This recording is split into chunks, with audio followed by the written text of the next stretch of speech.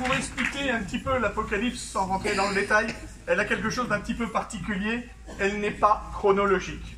Il se fait que j'ai découvert un exégète qui s'appelle Victorin Poetovio, qui dit, à partir du moment où l'Apocalypse, que j'ai compris en travaillant dessus, avant d'être une prophétie, ce sont des visions qui s'imposent à Saint Jean, les visions s'articulent suivant d'autres articulations que la chronologie.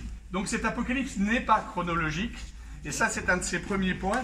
Vous avez au centre la vision de Dieu avec la Trinité contemplative, le Christ évidemment qui porte le livre aux 7 sceaux, et tout autour les 7 églises, les 4 évangélistes et les 24 vieillards qui peuvent diffuser cette connaissance de Dieu. Et tout autour, vous avez le combat du bien et du mal, ou si vous voulez, des épreuves et de nos victoires, on peut l'espérer. Voilà. Donc ça, c'est important, elle n'est pas chronologique, elle essaye de comprendre le fond du problème. Ça m'a pris 6 mois pour essayer de comprendre, mais voilà, j'ai essayé. La deuxième, et c'était dans le cahier des charges, fondamentalement, cet Apocalypse montre quelque chose qu'on ne sait pas trop quand on ne lit pas l'Apocalypse et qu'on ne la connaît pas bien, que c'est un texte d'espérance.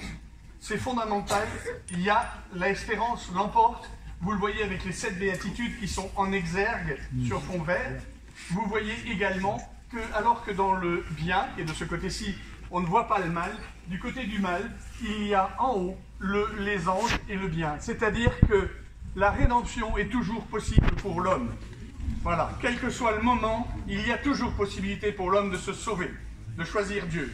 Ça, c'est une chose que j'ai voulu montrer par les solutions plastiques que j'ai choisies.